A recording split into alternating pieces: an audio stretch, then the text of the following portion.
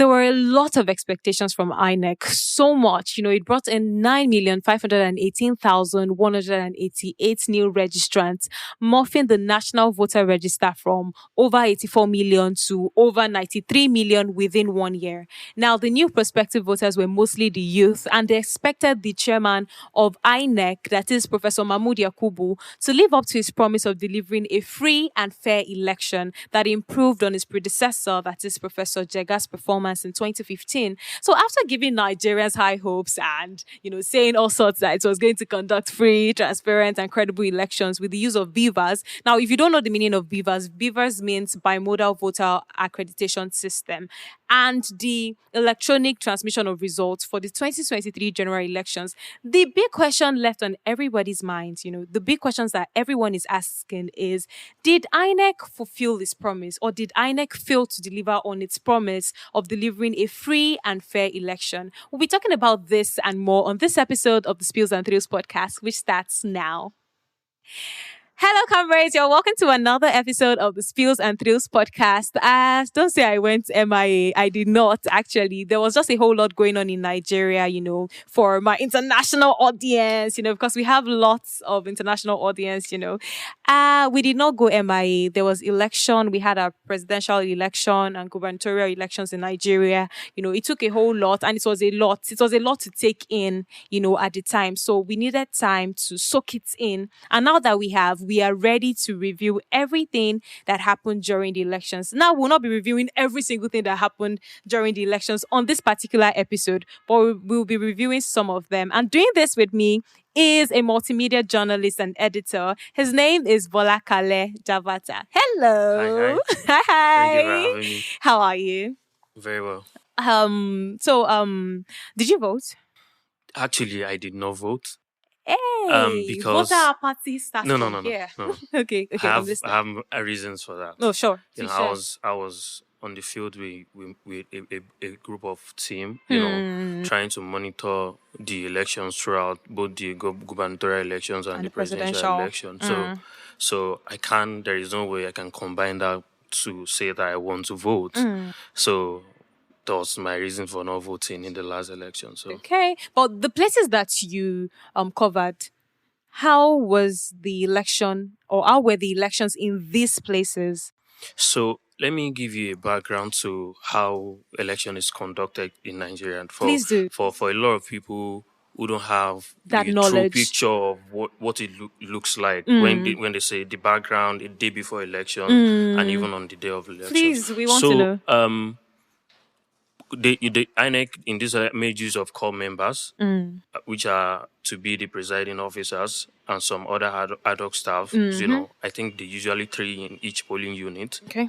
And they will be attached a head who gives them resources like sensitive materials and all they would need, to carry out the exercise. So they are to be at the, local government wards a night before the elections, right? Which is so that they can, swiftly move in the morning of the elections to their various locations, right? You cannot be telling the core members to be coming, on the day of the elections to come and be taking sensitive materials. So they provide rooms for them.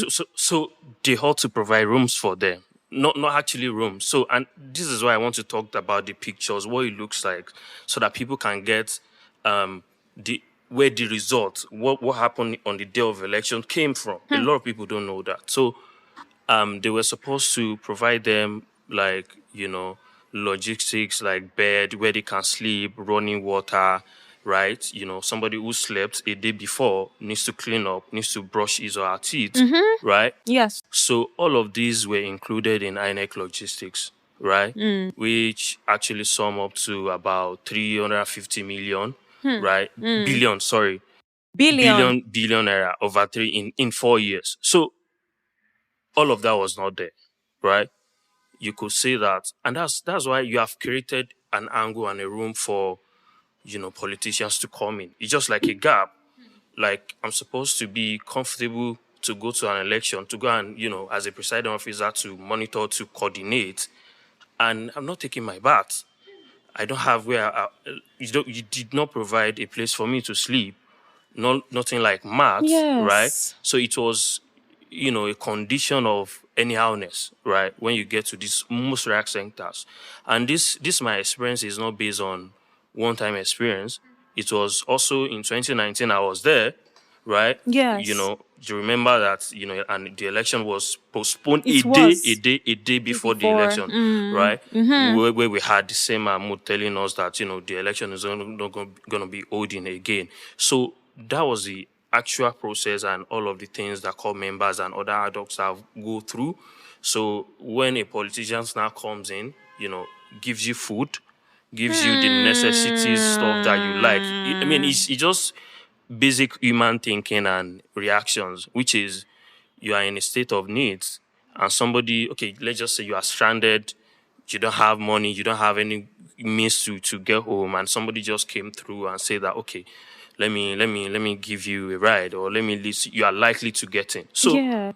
this is where they give them money, this is where they give them food. You'll be seeing party agents, walking around, providing necessity for them that ought to be provided by the By the INEC, INEC. umpire, supposed to supersede the election. So that was the picture and the process of what it looks like a day before the elections. Money, like in 2019, Yes. I was a presiding officer, and money were brought in bags, cash. We didn't have the issue of cash Cashless, scarcity at the cash time. scarcity So and all of that. money were used to induce voters. About 20, presiding of about 10,000 were given to people, who needed something, who needed food, who needed toothpaste.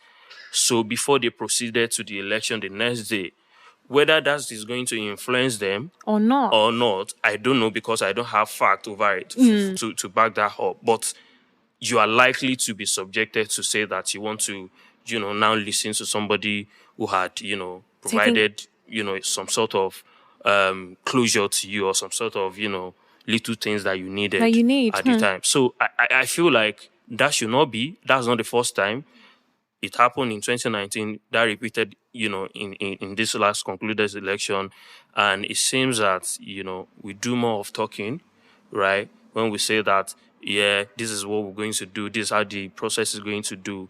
If you really have the picture of what it looks like a day before elections, it is not something welcoming. Do you think that these people report? Because it's one thing for INEC to provide the money. It's another thing for the people in charge to disburse this money, accordingly to people that need, this money. For instance, now this money is for logistics. They would have given somebody there should be somebody in charge to disburse that particular fund for that particular thing. So do you think that these people, is it because these people don't complain? There's nobody to complain to, there's nobody to report to, maybe that way the INEC chairman would know of this, and make corrections, make amendments. I don't know if you get my questions. So like if you're to like, for example, let's say you're a core member and you're to preside over a polling unit Yes. elections. So you go through a training for Yes. almost 2 weeks, right? So you don't know what you're going to meet at the work centers, right? Yes. So when you get there, probably like around 5 p.m. in the evening, it is too late to say you want to agitate. Maybe you are staying in a solo. The INEC headquarters is in Yaba. So where do you say that you're going back to, To or you're saying report. who do you want to complain? Who now say that take up the complaints at that moment? So that means Because INEC did not make provisions so for they did not. complaints, No, even no, no. online. I feel like okay, to address such grievances or loopholes at that time, for me it is too late. We're talking about an election of one of the biggest, largest population in Africa, and people are complaining the night before the election. How do you want to address it? It doesn't make any sense. Like this podcast you're doing, you've planned about, you had your script. It's Yes. almost probably 2 weeks, 3 weeks Yes. before it takes Takes crew. time. So you cannot really address those in less than 24 hours. It's not possible, except you want to lie to each other. So you want to reach out to people that will bring beds, or people that will bring math, or So these how are do you, plans that so, they should but, have. but all of these are included in the logistics that help to have made the process seamless for the adult staffs, for people who want to vote. I can excuse INEC in terms of security, right? I can excuse INEC because INEC is not the one to provide the security. But in terms of the in-house process, that you Yes. budgeted for, and that over 315 billion naira was given to you in less than 4 years, you cannot really account for, club members, who are not even probably, they are not from this state, right? Yes. They are not, and this is why I worry when people tell me that they want to you go and register for INEC, whatever. What are you subjecting yourself for? Hmm. However, one thing is prominent to them is they give them, I think, about 25 to 30,000. I can't remember, for both elections, right? So to them is a lot, except you now have something doing, or maybe you are above the normal, club members, So how to 25 to look. 30,000 naira So that's what they give them for for both. about something like that. So when you say you want to give them that money in 2 weeks, they're opting for it, right? And that's why you see that, you have the huge supply of them across the country. Thank you. Thank you so much for shedding light, to this. This would help, people, because people with questions like, why are these people coming late? Why are these people, do you get Exactly. this question answers, this particular question. This answer rather answers this particular question. All right, so the next one I would like to ask is you were there, right? Fine, I think your polling unit was peaceful. Was it? Not Okay, really. mine was peaceful, right? Okay. We just voted. In fact, it was worse during gubernatorials. Okay. Presidential, we were on a long queue. Here in It was, Lagos? yes, Surulere to be precise. So it Okay. was very peaceful. Not everywhere in Surulere. I'm talking about my polling unit. I Okay. know of places around that, they did not even have it that easy, but mine was. And I heard stories. I have friends now in the neighborhood, and I know what happened in their polling units as well. The gubernatorials was even worse because people didn't really come out, right? Because they were already intimidated. We'll move into that real quickly. But before that, I just want to ask, what was your experience, at your polling unit? So if we talked about, my polling unit is around Oyadiran, in Sabo, around Unilag area, Okay. and all of those places are characterized with students, business people, and all. Yes. So during the presidential elections, until about 2 p.m., we didn't record, or we didn't had any news of, say, that voters intimidation, attacks of violence. In fact, there were radio stations that called in across northern part of the country wanting to know the situation in Lagos. And what I reported to them was that, Everything as was at the time, as at that as at the time. time. So everything was peaceful, and there was no such intimidations until about 3 p.m., right? Ooh. Because the voting was supposed to stop by 2:30, but the law provided that people who are on the queue before that time can still vote, Can still right? vote. And between 3 to 4, 5 times that they're going to be collating and sorting the ballot, which is APC, Labour Party, PDP, and what have you. So that is when I got a call that like there are series of intimidation even across Yaba, right? Etiosa, right? Which is the like of Ikoyi, Victoria Island, and all. So like few spot of intimidations and harassment, happen For presidential for or presidential elections. But I think what differentiated the presidential, and the people actually came out for in the presidential presidential, election when compared yes, to to gubernatorial gubernatorials. elections, because I mean a lot of people had this mind that we are going out there And our to, votes, you would understand, count and all of right? that. And before the election day, there had been agitations of naira issues, fuel scarcity, that had not happened in election process in Nigeria. That was the first time it's going to be happening. So people were really angry, and they really came out, and they believe that that policy came from the presidency, and it has subjected their lives into agony. Right? People had money, could not take it. They couldn't It has been spend. so that agitation was there, right? And we saw a new voting block of young people between 18 to 40, right, who came out, right, to say that that was their first time of voting, Yes, right? yes, many firsts. So that was their first time of voting, and they came out, and we really saw that in the result, right? So except few spots that we saw, right? I think there was still few like around Alimosho reported that ballot box snatching, and in fact the one that happened in Oyaderen was a thug came in and poured black oil on ballot paper, Meaning so that no it is. security. Okay, that is another problem. And this is why I said I can excuse the INEC, because INEC is not the one to provide the security. The only thing INEC will do is to say that this is the number of the security personnel that we will need for these elections. Are you assuring IGP and other security apparatus coming together and, see how they can provide them the necessary? So that should be on the president, right? Who came out to tell Nigerians that, we even saw like a lot of armor tanks, coming into Lagos. So we thought that it's going to be a very peaceful process Yes. in almost, it's not going to, I'm not saying that we should give us 90 to 100%. Yes. But if we can get 80%, Even 70%, it's even a 70. pass mark, like is A, like in 70 an is exam. A, yes. So anybody who bring out the agitations of not liking the process, we can really say that to some extent, they So really an delivered, improvement right? as well. So they can always work on the gray areas and, moving forward. Mm. So, but we saw a process where, like, thugs will come in, carry the ballot, pour oil on which means it is when you guys can count the ballots That is where that you have you results. understand. Right? And you know why they do that? It is they know that once they disrupt a polling unit, right, they are not going to they're going to They're cancel going the to own cancel votes the whole. of the polling unit. So they know where they do that is their opposition's area, like the like of Etiosa, where they know that they are learned people, the like of Yaba, students, Yes. Unilag, right? Yes. That is where you will see people attacking, ballots, polling units, people, intimidation, suppression.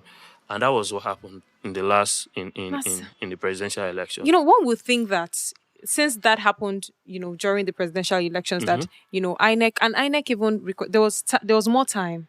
Fine, I know that it was because of the court. Court they had a court issue, right? Some parties had taken INEC to court and all of that. So INEC needed like an extra week. So they moved the election from by 1 week. So people would no automatically believe that INEC would do everything possible to ensure that what happened during presidential doesn't happen again. Like you've learned from presidential, that okay, this is how these people operated. Okay, this is how we can do better. But people are saying that did not happen. Even gubernatorials was even worse, right? All right, so I have a friend, and when he wanted to vote for gubernatorials and he brought out his phone, they just wanted to take pictures with his friend. He wanted to take pictures with his friends. All of a sudden, this stout thought that he wanted to record what they were doing. Wait, why are you scared of them recording what you are doing? That's my first question. But since I wasn't there, so the next thing they just came around, they grabbed his phone, they started beating him. They beat Shaggy and Bastard inside his body. Do you get so? And this and more, people really experienced so much, during the gubernatorial election. So, how would you rate the gubernatorial elections? Would you say it was better than the presidential, or it was worse? How would you rate it? So, like, I think the result that came out for the presidential election shocked a lot of political parties, right? So that result that came out made them to come back to the drawing board to say that, hey, we can't let this go. A lot of we saw the Nigerian political structure, map changing Yes. colors, right? From NMPP Labour Party, we've never had that, right? Like about 7 political parties won elections, right? It has never happened in a long time. So it's made them go back to the drawing board to say that there are some areas that if we leave them to go and vote, we are likely to lose there, right? And this is why you saw a lot of intimidations in the gubernatorial election, especially in Lagos, Rivers, and Enugu, right? So they were prepared not to let go of the power, and they saw that the only available tools, right, is just to intimidate people. Because, don't let us just blab over this. If I have somebody who is going and are likely that they are going to be attacked, I will advise them not to go. What I witnessed on gubernatorial elections was, some thugs telling us not to record, even with their accredited, tags and Yes, all of that, yes, right? yes. So we moved from that polling unit to other polling unit, and we met a very young guy and a lady, right? I Yes. mean, when you see them, and this is why I tell people that the talks, the intimidation, suppression that happened in that election was planned, right? It was the same strategy across the polling unit, which is once they notice you that you are a young voter, right? They are not going to allow you to vote. They know who you Or are voting for. if you belong to a particular tribe, or if you look like you belong No, to. I think the overall judgment, right, Mm, for all of these, which now incubated, tribe, you know, other things, is once they know you are a young person, they know who you are voting for, right? They know you are tired and you that's your first time of coming to the ballot, so you are likely to be told. In fact, we saw it. I saw it telling them that, hey, what are you guys killing Shimbe? If you guys don't say want, they told them that want to vote, right? so I think it's young. Aside from being young, Yes, then if you are Igbo they in know Lagos, because they know them. They especially. know them. They know them. These people stay together. Yeah, they know their tribes. They know which not. They know who they are likely to vote for, and because some of them are Igbo, some of them are not Yoruba, some of them don't even look like Yoruba, you are likely not to be allowed to vote. So they do. They don't even want to take a risk of a tribe. Like once they know that you're a young voter Yes, and you are likely to follow them otherwise, right? You are likely not to be allowed. And this is but not this is happen. that was So intimidation. so this is not happen. Only in Lagos. It happens across board from observations that we got from, you know, the PDP did it, Labour Party did it, everybody in their stronghold, right? Which is that you have to condemn it. It's not only that because it is happening against your political party, you now feel Hmm. like, oh, okay, But if it happens right? for. You don't talk about it. All of them did it. It was just a master of and okay. The worst that happened that I saw was a thug holding a knife and was comfortably having conversation with a police woman, right? I mean, you was holding a knife and they were having conversation as if nothing happened, as if, right? We know Yes. they were talk. And there was a point that we wanted to be attacked, and there was all this, they call them Egma Adigbo, that that's his baller. No, no, no, no. You people should not touch this, but they're doing their job. I had to tell the crew, guys, I think it's time to go home. Which is, what about when we get to where they don't know me? Hey, Right? So what are we going to do? it's It putting is your better. life at So it is risk. better to say that.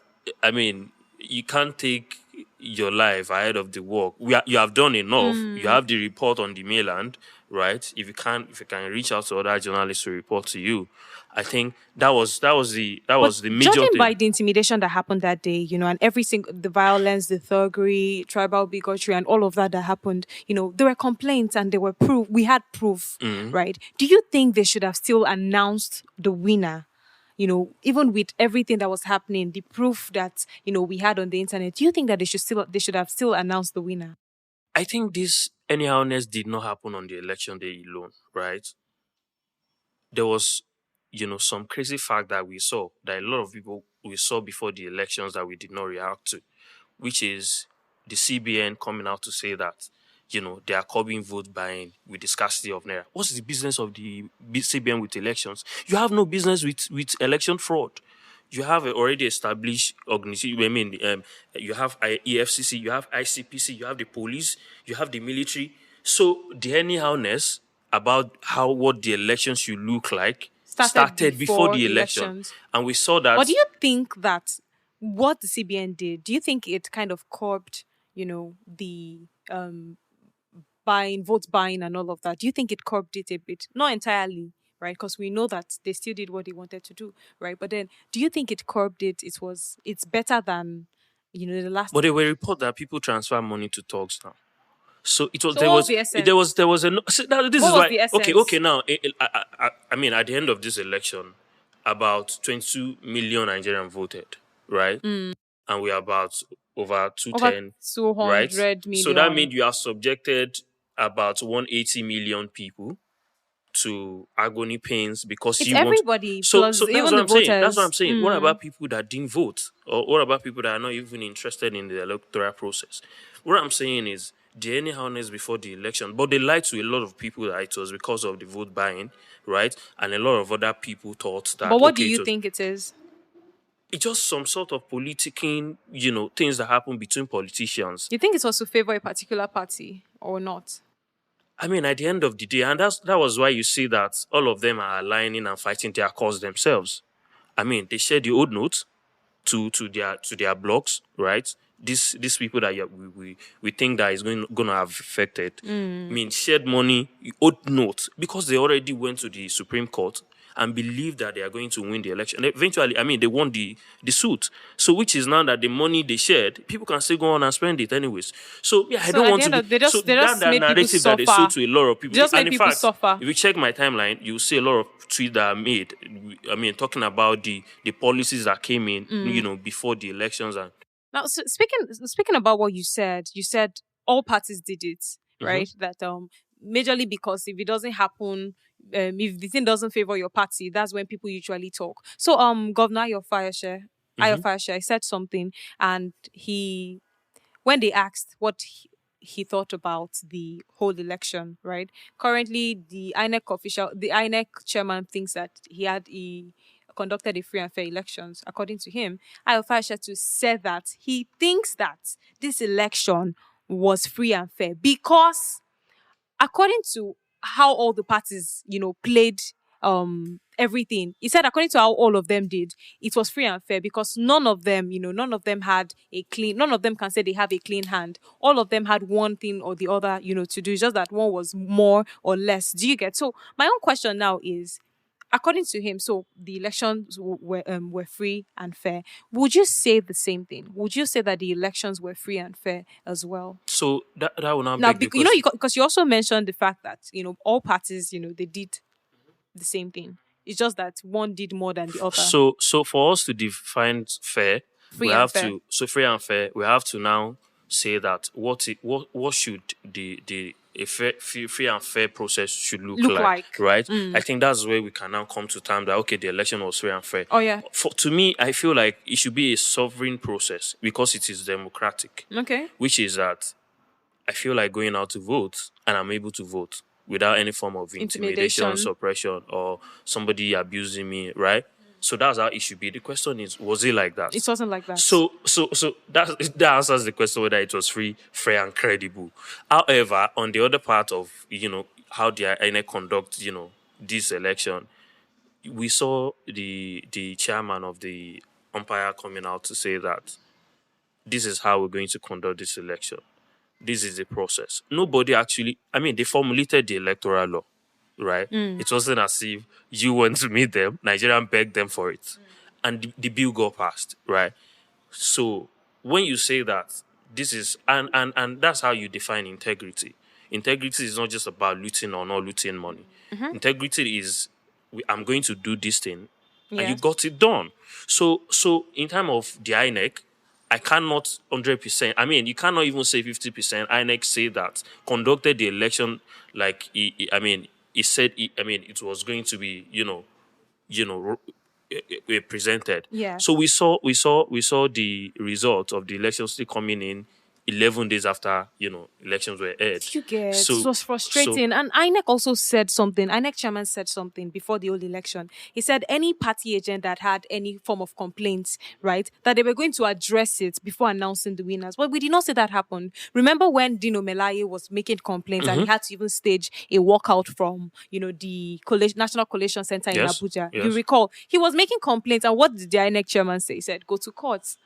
Yeah, So why would you tell us one thing before election and after election, during election, it's another thing? and and That's what and, I and don't and I get. think it brings us to the planning process, which is that you had a whole 4 years to plan for these things. Nobody that we're used to the card reader that we have always used. Nobody asked you for IRF, right? The IRF is just a platform for transparency. For me Yes. to believe that okay, the vote that we cast in our polling unit is Yes. result things we see on the website. So we didn't see that happening, right? And Yes. I think that INEC realized along the line that they fucked up, right? That the result are not ready. The site was going through glitches, and they could not handle it.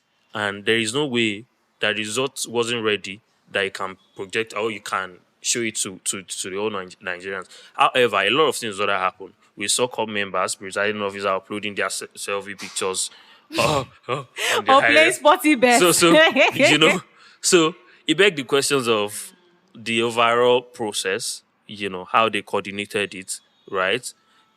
Does it meet the questions you had, which is fair, free, Free, fair, fair, credible? credible I'll say elections. no, not the expectations that we had, that we're gonna experience. So That speaking was what we see. Now, speaking of courts now, since 1999, except I'm trying to remember the year. Since 1999, they've always been taking INEC to court after elections. I'm trying to remember the particular, I think, except in 2015, yes. So all presidential elections have had some kind of court action. So what is the difference with this one? Do you think it's just the same thing? Or do you think, Labour Party taking INEC to court and PDP and all of them taking INEC, do you think it's going to affect any real change this time around? What do you believe I in? think maybe most of the political parties are now coming from many angles, which is to Yes. fight this. Yes. And do you Is think they'll win this time around? so it is that they be going to the court to argue fact, not emotions, which is now the Of course. electoral. So now, I mean, a lot of people are now arguing that there is no law that states, the election should be collated electronically. So INEC can decide on which to use, to collate the results, right? Which is now what we are now having is, But they told politi- us Yes, they did. They did. electronic. INEC told us. I mean, the video is everywhere that IRF is going to be there. Do you get? But it didn't actually state that it's going to be collated. It stated that the IRF it will be there for Nigerians to monitor the election in real time. But we saw elections by vote coming in 11 days after the. So I think it was very disappointing, right? It didn't speak well of the man, who is claiming to be a professor, right? I mean, this is the second time you are experiencing, this kind of shabby process. You did that in 2019 that you postponed an election in night. And they almost postponed this So- one. so- so They actually almost a postponed night, this a election. night. And I remember that they asked him, are you sure that this election is Sure. not going to be, He said no. he said no. So I feel like it is becoming, you see, when you are seeing a trait in person, you are not likely to trust them over time again. So, but do you think that Labour Party, PDP, do you think they will win this case against INEC and APC? I mean, that is left to But the do you lawyers think? to Oh wait, let me ask to this argue. question. Have you? Because I know I was asking people. Have you come to terms with the fact that Tinubu is the new president, or you think that maybe Atiku or Peter Obi would win? Their the court case against INEC, and anything can happen. I've glanced through like a But few of. do you think it's possible? So it is my belief that, saying those things, they are now arguing from the point of, running another elections, right? Not really the results, rerun, whatever. We should just keep the finger crossed. Anything can happen, Anything can happen, before May 29th, of course. Well, for a lot of people who are still hoping, we just keep our finger crossed. But I believe that looking to how Nigerian, political structure is over time, you are not likely to see a result going otherwise if you have too much candidates on the ballot. We had Kwakwaso, we had Peter Obi, we had Atiku. Ashwaju, so you can see that they share the votes and it has really messed a lot of things up. So now, even if they want to argue from the fact, the council votes, where votes are cancelled, is it more than, where votes are not, cancelled. Okay. So you cannot justify, sport of violence, intimidations to cancel the overall results. But we have proof. That's what I'm There's saying. proof online. That's there for court to justify, right? Okay, Which for is, court to it's not even justify. about the proof online. They might not be genuine. So they have to do forensics analysis of where are these, votages, coming from. So they have to judge over 100. What is the percentage available? What are the intimidations that cannot affect the overall result? So the question about if anything will come out of this court case, we do not know. And like he rightly said, fingers crossed. But whether they take him to court or not, currently Bola Ahmed Tinubu, popularly known as Ashiwaju, popularly known as City Boy, is currently the president-elect, and until proven otherwise, he's still. But then, as events unfold, we'll get to know. And for the question about if these elections were credible, if it was a free, fair, and credible elections, it's quite obvious it wasn't. It wasn't. There were cases of violence, there were cases of intimidation, ballot boxes were stolen, or we saw ballot boxes in gutters. He gave us an instance where thugs came to pour black ink on. All of this happened during these elections, and because of that, nobody can say that it was free, fair, and credible. So that's what I think. Do you have any final words? So I think Nigerian people in the entire voting bloc should be more aware, right? They should know their rights, and democracy is a developing process, right? In 2020, we saw Trump saying that the election wasn't fair in the United States, where we got this from. So I think we'll still develop, we'll still try to figure out the holes we develop over time. And it is my belief that, Nigeria will survive at the end of the day. At the end of the day, fingers crossed as well. All right, so you know that on the Spills and Thrills podcast, we talk about everything lifestyle, from relationships to friendships to family to societal issues. And this was officially our very first episode on, societal issues, and we had a good time. All right, so I'm looking forward to more episodes on, societal issues as well. All right. Thank you for having me. Thank you. So thank you so much for this. Where can we, find you online? As Bolakale Jabata across all digital platforms, Twitter, Facebook, Instagram. Much available on Twitter. I tweet a lot. Okay, amazing. All right, so my name is Koisala Olukoya. I'm a media presenter for both TV, radio shows. I'm the host and content creator of the Spills and Thrills podcast. Please don't forget to follow us on our social media platforms, on Instagram, on TikTok at Spills and Thrills Pod. Whenever you listen to this episode, do not forget to take a screenshot or record and tag us on your social media accounts, on your stories. We'll be sure to, to repost the stories. So thank you very much for listening. Do not forget to refer our podcast to your friends if you did enjoy this episode. I'll see you in the next video. Bye. Tell them bye now. Bye.